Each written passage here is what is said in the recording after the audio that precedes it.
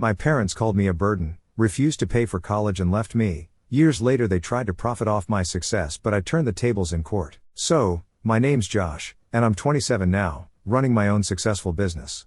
Life's good, but when I think back to my childhood, I realize how messed up it was.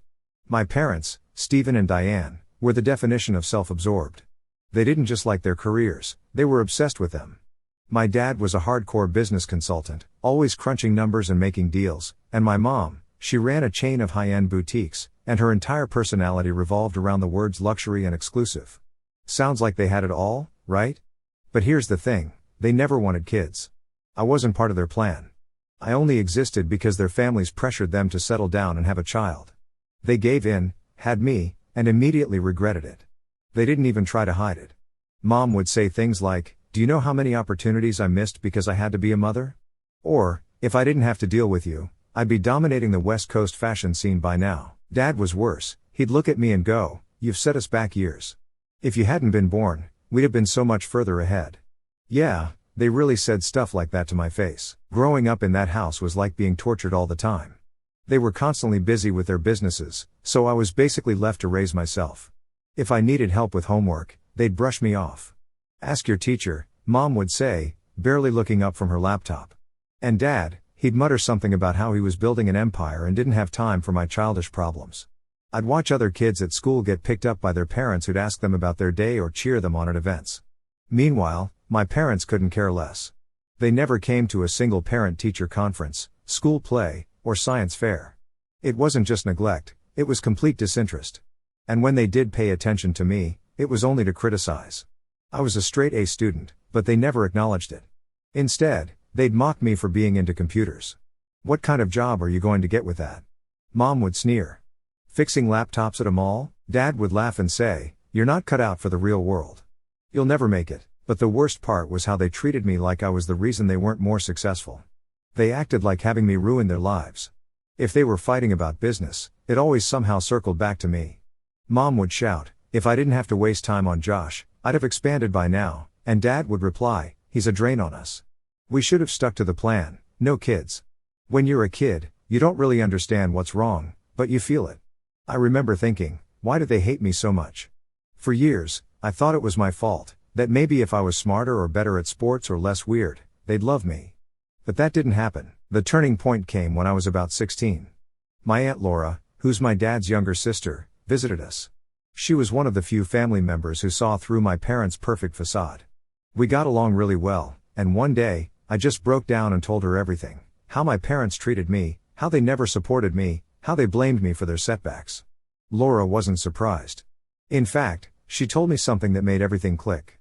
She said, "Your parents never wanted a kid, Joshua. They only had you because their families kept pressuring them. They've always resented you."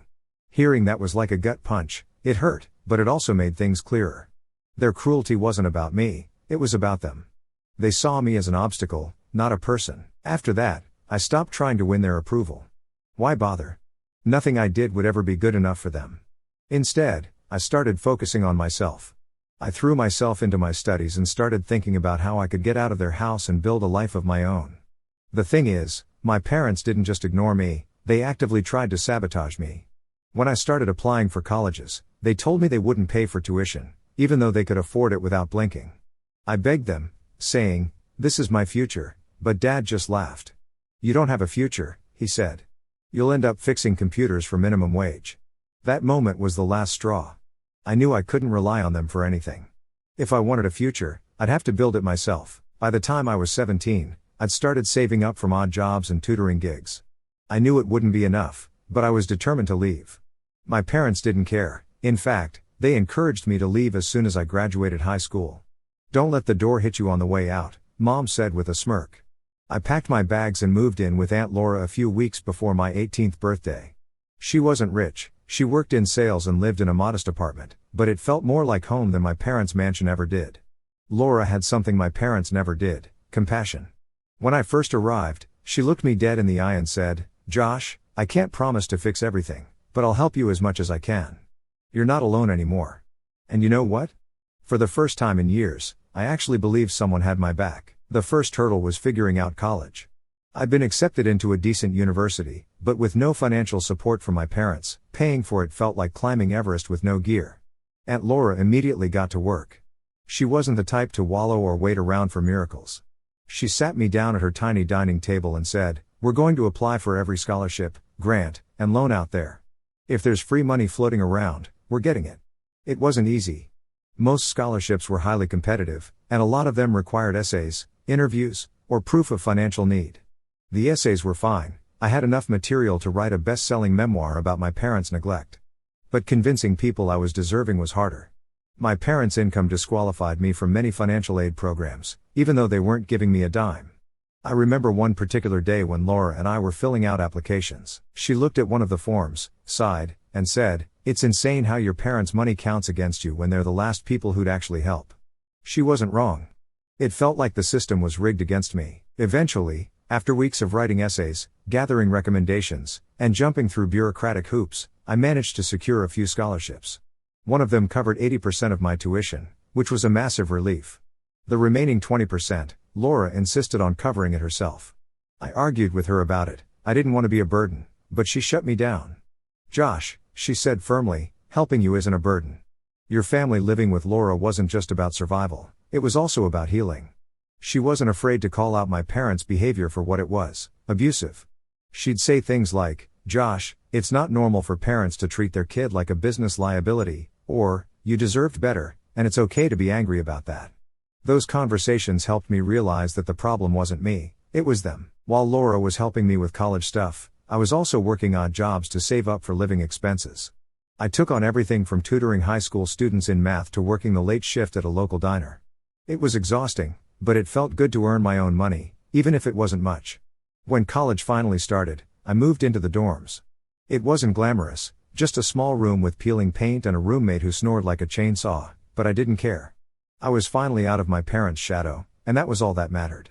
At first, I struggled to adjust. College was overwhelming, and I constantly felt like I was behind everyone else. While other students were going to parties or joining clubs, I was working part-time jobs to make ends meet. But slowly, I found my rhythm. I focused on my classes, built relationships with my professors, and started making friends. One of the first friends I made was Alex, a fellow computer science major who shared my love for coding and bad sci-fi movies. We bonded over late-night programming sessions and greasy takeout, and eventually, Alex introduced me to his group of friends. These people weren't just classmates, they were driven, ambitious, and supportive in a way I'd never experienced before. Over time, we started brainstorming ideas for projects, and one of those ideas turned into the tech company we run today. But back then, it was just a side hustle, a way to practice our skills and maybe make a little extra cash. None of us realized it would eventually become something big. Meanwhile, my relationship with my parents was non-existent, which suited me just fine. They didn't call, they didn't check in, and they definitely didn't care about what I was doing. The only time I heard about them was through Laura, who occasionally mentioned their social media posts or family gossip. Apparently, they were still living their picture-perfect lives. Every once in a while, I'd think about them, not because I missed them, I didn't, but because I knew they were probably telling their friends some twisted version of the truth. I could imagine them saying, "Josh chose to leave," or, "We gave him everything, but he wanted to go his own way." The thought of them rewriting history like that made my blood boil. I wanted to confront them, to call them out for their lies, but Laura always advised against it. "You're doing great on your own, Josh," she'd say. "Don't let them drag you down." By the end of my first year in college, things started to look up. I was excelling in my classes, my side hustle was gaining traction, and I finally felt like I had a purpose. But the most important thing, I proved to myself that I didn't need my parents. Every success, every step forward, was mine and mine alone. Leaving their house had been the hardest decision of my life, but it was also the best one. For the first time, I was free to be who I was, without their constant criticism and negativity weighing me down. That year, I made a promise to myself: I would never let them back into my life, no matter how successful I became or how much they tried to worm their way back in. They would never get another chance to hurt me. Looking back, I think that decision, the decision to cut them out entirely, was the moment I truly started to heal. By the time I hit my senior year in college, my life had done a complete 180. I wasn't just surviving anymore, I was thriving. My side hustle with Alex and a few other friends had turned into something bigger. What started as a small software project in our dorm rooms was gaining traction. Companies were noticing us, and we were getting emails from people who wanted to pay for our services. It was surreal. I remember the day we landed our first big client. We were crammed into Alex's tiny apartment, surrounded by empty pizza boxes and Red Bull cans, when the email came through. It was from a mid-size logistics company that wanted a custom solution for streamlining their operations. The contract was $50,000. We all just sat there for a minute, staring at the screen. Then Alex jumped up and screamed, "We're doing this." That deal was the turning point. We registered our company officially, and within months, we were juggling multiple clients. Of course, it wasn't all smooth sailing. Balancing school, part-time jobs, and the growing demands of the company was exhausting. There were nights when I barely slept, running on caffeine and adrenaline. But for the first time in my life, I felt like I was building something that mattered, something that was mine. I didn't hear from my parents during this time, which was honestly a relief. Laura occasionally mentioned them in passing, like when they threw some extravagant gala or made a big donation to a local charity for the press coverage.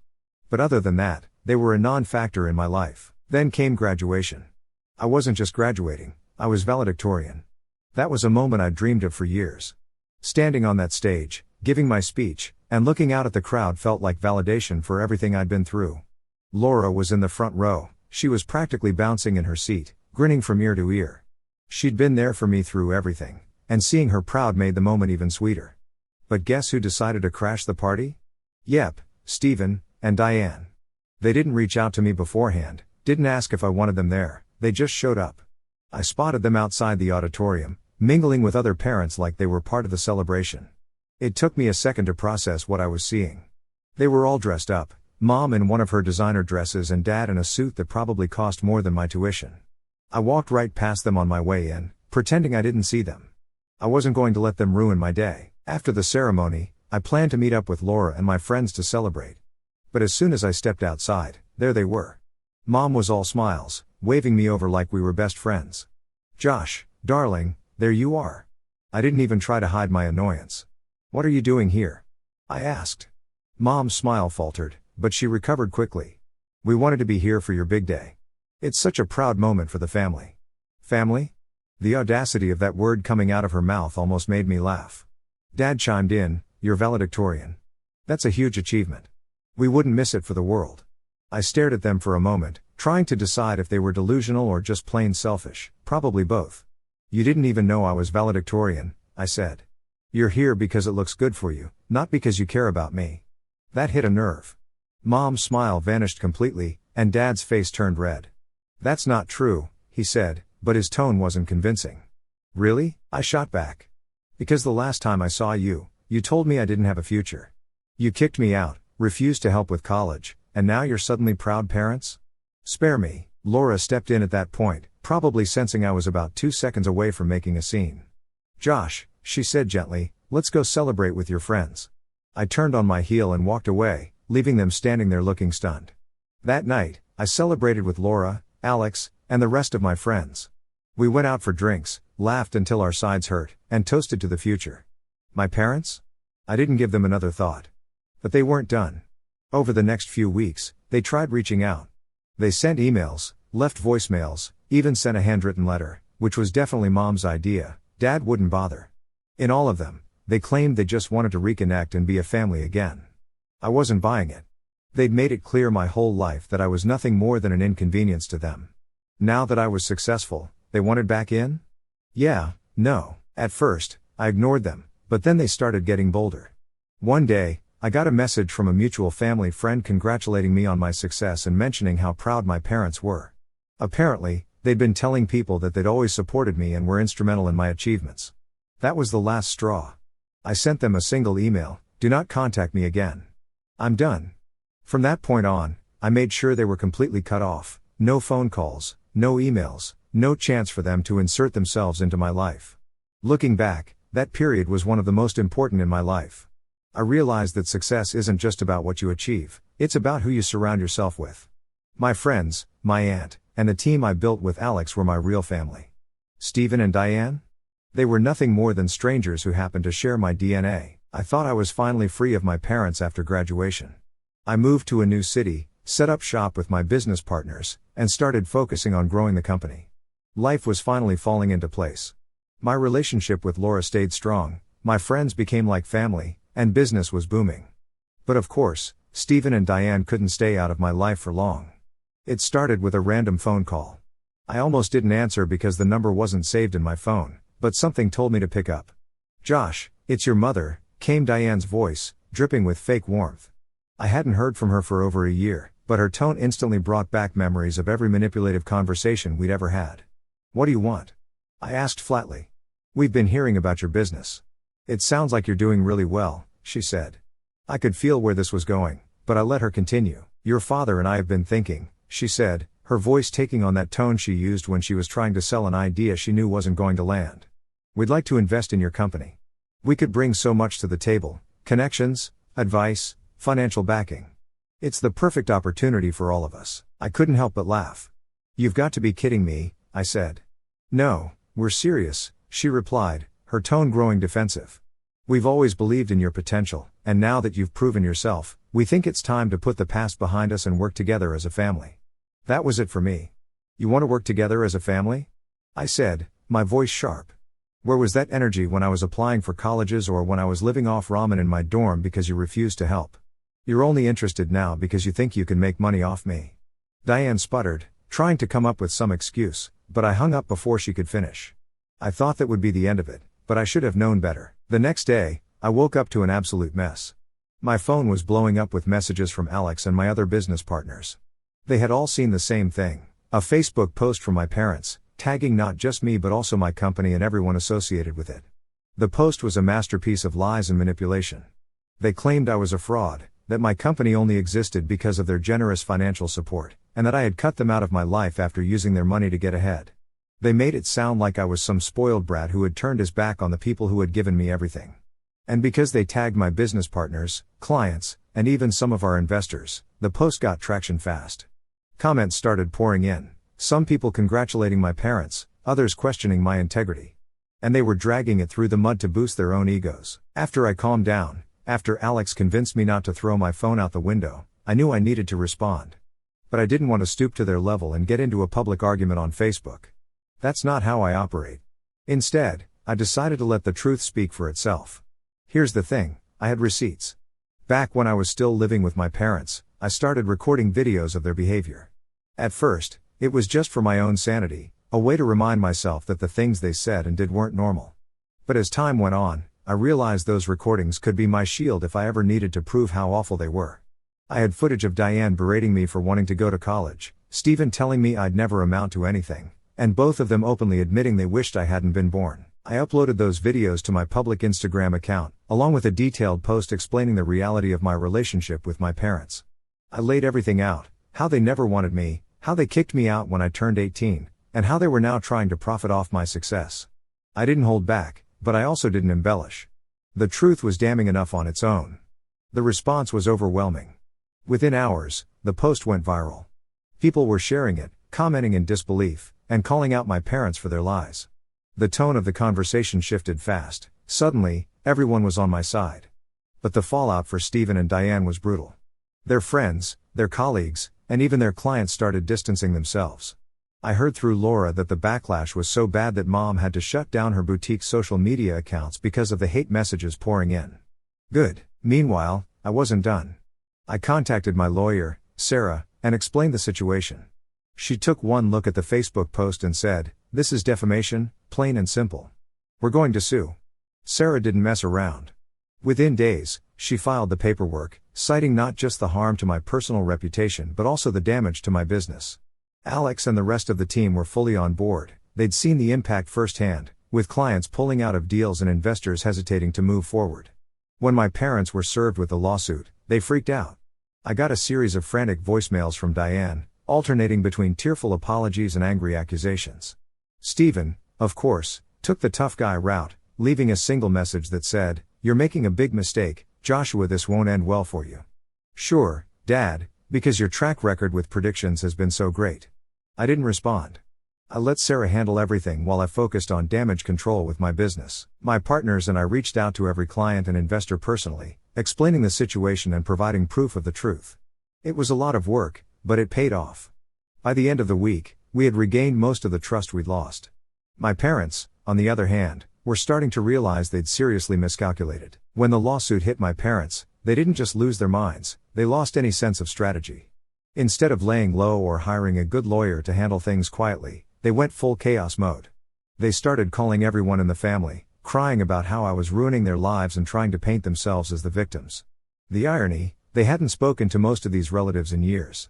Suddenly, Stephen and Diane were reaching out to everyone from distant cousins to my mom's estranged sister, pleading for sympathy. They even had the audacity to call Aunt Laura, trying to guilt her into convincing me to drop the case.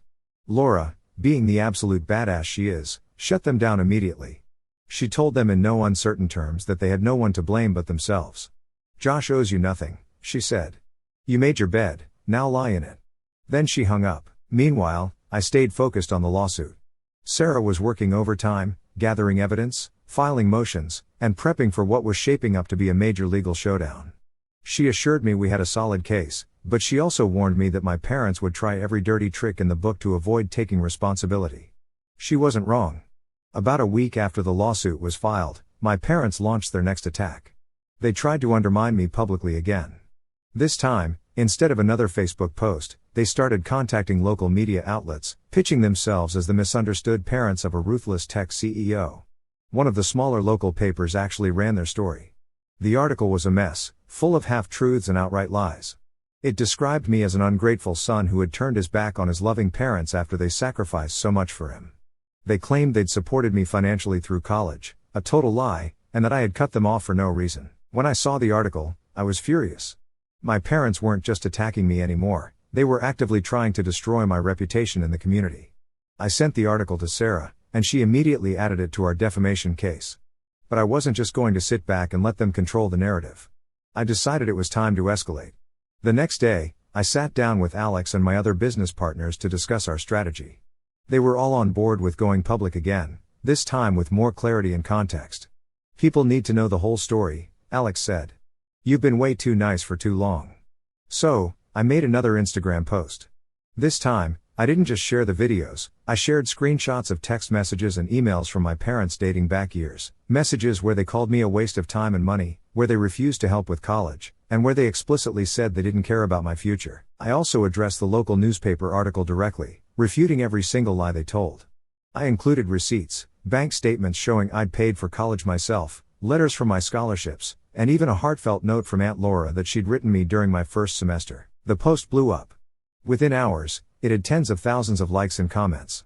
People were outraged, not just at my parents, but at the newspaper for running such a biased story. Other outlets picked up the post, and suddenly, the narrative shifted completely. My parents were getting roasted online. People flooded their social media accounts with comments calling them out for their lies. Diane deleted even her personal profiles, and Stephen's LinkedIn profile mysteriously disappeared. It was clear they were feeling the heat. Then came the emails. Diane sent me a long, rambling message, alternating between apologies and veiled threats. She claimed she'd only gone to the media because she felt cornered and said she never meant to hurt me. She begged me to take down my posts, saying the backlash was destroying their lives. Stephen, of course, took a different approach. His email was short and angry. "You're playing with fire, Josh. If you don't stop this, we'll sue you for slander and invasion of privacy." I forwarded both emails to Sarah. "Let them try," she said with a smirk. "They don't have a leg to stand on." The legal proceedings officially kicked off 2 weeks later. My parents had finally hired a lawyer, but it was clear they weren't prepared for what was coming. Sarah was a shark in the courtroom, tearing apart every weak argument their lawyer tried to make. The evidence we presented was damning. The videos, the text messages, the emails, the Facebook post. It all painted a clear picture of who my parents really were. Even their lawyer seemed embarrassed by the end of the first hearing. At one point, Diane tried to speak directly to the judge, claiming she'd been misunderstood and that I was exaggerating. The judge shut her down immediately. "This isn't the time for personal statements," he said. "Let your lawyer do the talking." It was glorious. By the time the mediation phase rolled around, my parents were desperate to settle. They knew they couldn't win in court, and they were bleeding money trying to fight the case. Their lawyer approached Sarah with an offer. They'd pay $500,000 in damages if I agreed to drop the suit and remove my posts. I laughed when Sarah told me. "Not a chance," I said. "They've done too much damage for that to even come close." Sarah went back with a counteroffer, $3 million, no negotiation, no concessions. They'd pay the full amount, publicly apologize, and stay out of my life for good, or we'd take it to trial. After a few days of back and forth, they caved. The day the settlement was finalized felt unreal. I sat across from Sarah in her office, staring at the final paperwork.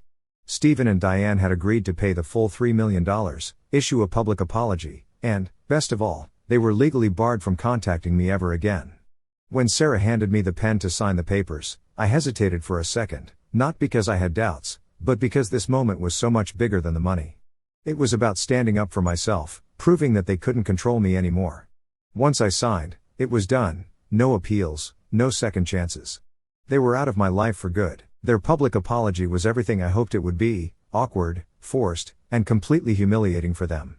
It was plastered on their social media accounts for everyone to see, where they admitted to their lies, manipulation, and the harm they'd caused me and my business. The comments under their posts were savage. People called them out for being terrible parents, fake philanthropists, and all-around awful human beings. Diane ended up disabling comments after a few days, but the damage was done. Their social circle was gone, their reputations were in shambles, and no amount of spin could fix it. They'd lost their credibility, their connections, and their ability to manipulate people. As for the $3 million, it went to good use. A big chunk went straight into my business, allowing us to expand faster than we'd ever planned. I also made sure Aunt Laura was taken care of. I gave her enough to pay off her mortgage and sent her on the vacation of her dreams, a month-long trip to Italy. She cried when I told her, but honestly, it was the least I could do for the person who saved my life when I had no one else. Since then, life has been peaceful. My business is thriving, my friends are still by my side, and I've built a life I'm proud of.